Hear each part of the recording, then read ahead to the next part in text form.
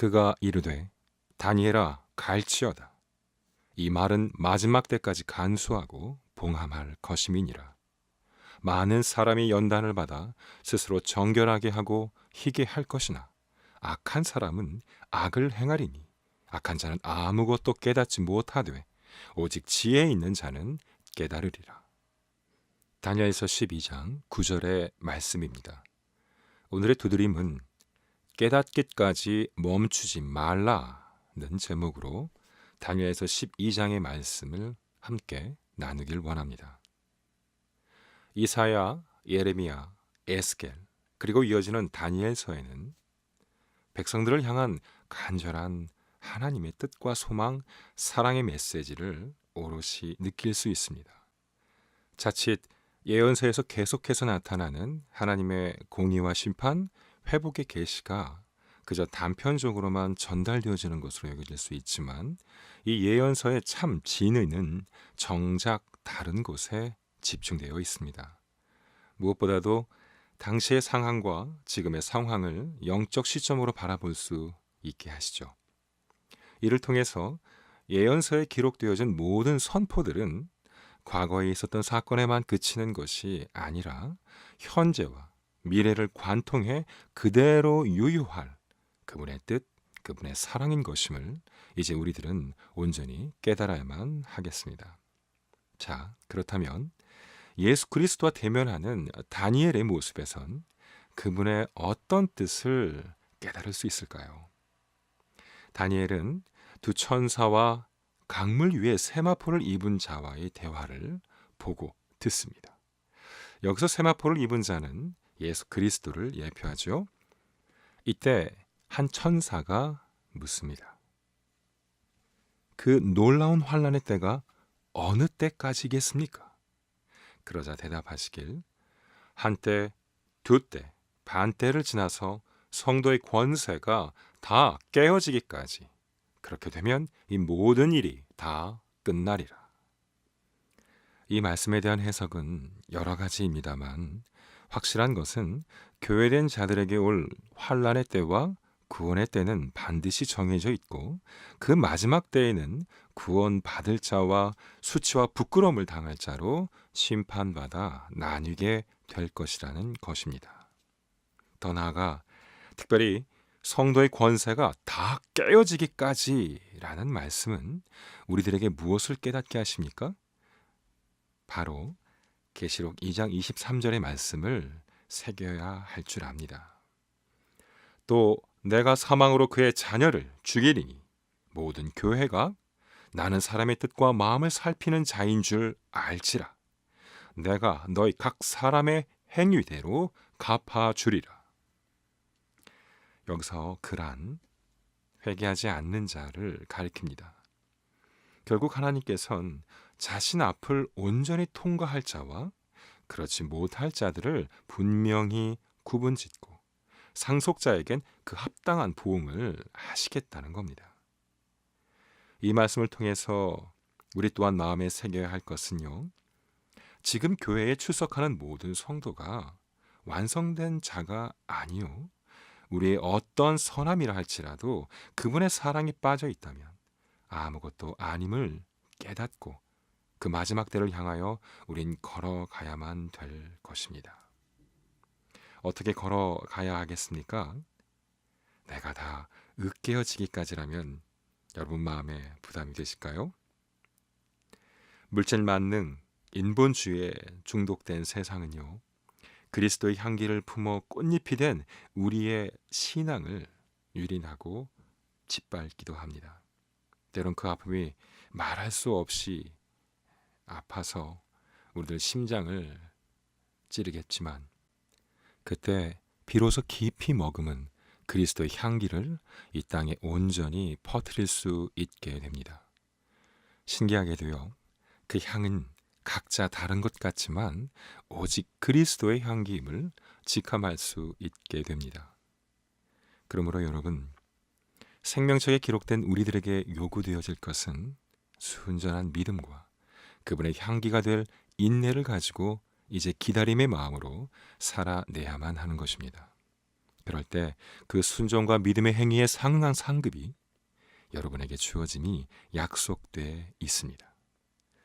너는 가서 마지막을 기다리라.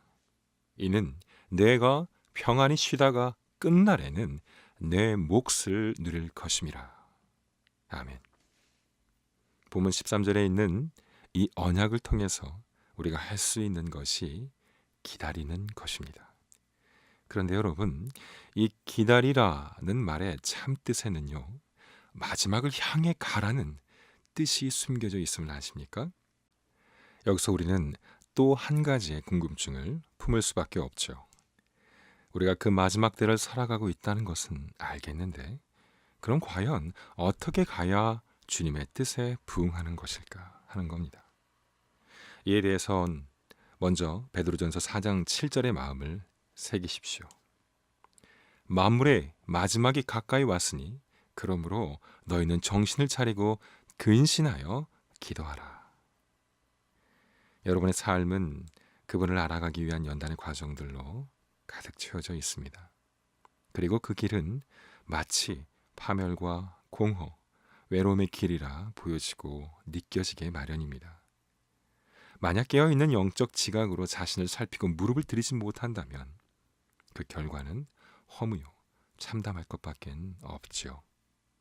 예수님께서는 다가올 천국을 기다리는 우리를 신랑을 기다리는 신부로 비유하시면서 신랑을 맞이할 등과 기름을 늘 준비하는 것 같이 항상 깨어 있으라 명하시는 것입니다. 이제 또 하나 마지막 때를 살아가는 백성들이 해야 할 것이 있는데, 여러분들 안에 더 이상 비밀이 아닌 비밀, 그 복음이 존재하고 있음을 자각하고 이 비밀을 전파하는 자로 걸어 나가야 한다는 겁니다. 하지만 냉철히 바라볼 때 우리들 삶의 진실은 어떻습니까? 이 복음이 복음되게 살아내고 계십니까?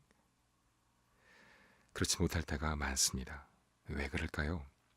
그것은 지식이 부족해서가 아니요, 단지 진정한 복음의 역사하심을 온전히 깨닫지 못하기 때문에 그렇습니다. 본문의 다니엘도 모든 환란이 끝나고 하나님의 처소가 될 자들이 이르게 될 완전한 구원을 알 수 없었습니다. 하나님의 구속사를 깨닫지 못했던 겁니다. 오히려 내가 이렇게 지키고 나아갈 때에 그 결과는 어떻게 되는 것인지 그 궁금함 속에서만 애가 탔던 것이죠. 다니엘은 묻습니다. 내 주여, 이 모든 일의 결국이 어떠하겠나이까? 이때 하나님께서는 다니엘에게 단지 갈지어다, 이 말을 마지막 때까지 간수하고 봉함하라, 이렇게 명하십니다. 왜 갑자기 가라고 하신 걸까요? 갈 방향은 가르쳐 주셨나요? 네, 하나님께서는 모든 백성들에게 이미 그 길을 확실하게 제시해 주셨습니다. 다니엘에겐 기다리라, 이 말의 참 의미, 마지막 때를 향한 온전한 인내와 수고를 명하셨던 것이고, 더불어 지금의 우리들에겐 더욱더 명확한 길을 제시하여 주셨습니다.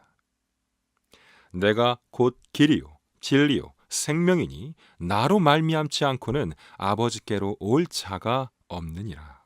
아멘. 오직 예수 그리스도만이 우리에게 제시된 분명한 그 길입니다. 여러분, 나보다 더 나를 잘 아시는 하나님께서는 여러분과의 관계가 끝없이 긴밀해지기를 오늘도 원하십니다. 아니, 순간순간마다 애타게 찾으시고 두드리십니다. 왜요? 그 가야 할 길은 동행의 길이기 때문에 그렇습니다. 예수님과의 동행, 또 그 교회될 자들과의 동행길인 것이죠. 그분의 깊이를 끝내 알 수는 없겠지만 언제나 함께 그 표대를 향해 가라고 다독여 주시는 분이십니다. 갈지어다, 그리고 그 마지막을 기다려라.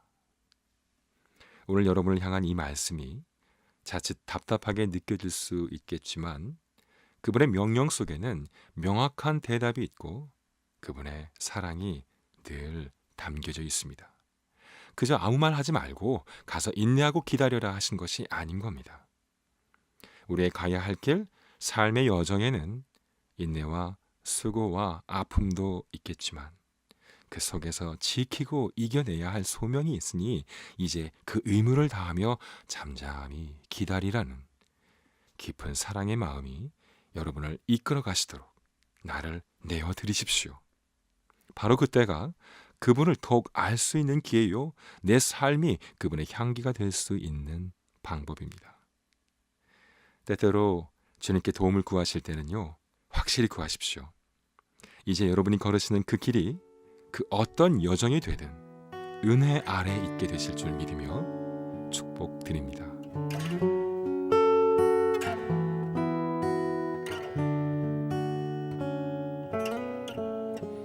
내 백성이 나를 떠나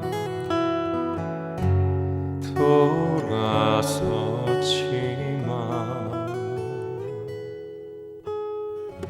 내 사랑이 내 백성을 포기 못하니 내 모든 것 내어주고 나 그들을 얻으리라. 여호와께 돌아가자. 우린 돌아서도 그는 변치 않네. 여호와께 돌아가자. 우린 넘어져도 그 사랑 영원하네.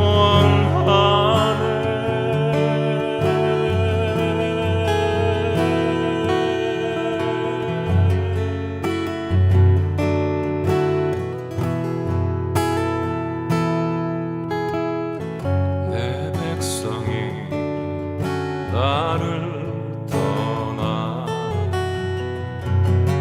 돌아섰지만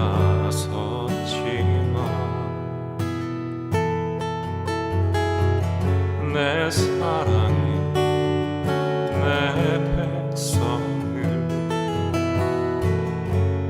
포기 못하니 내 모든 것 내어주고 나 그들을 얻으리라. 여호와께 돌아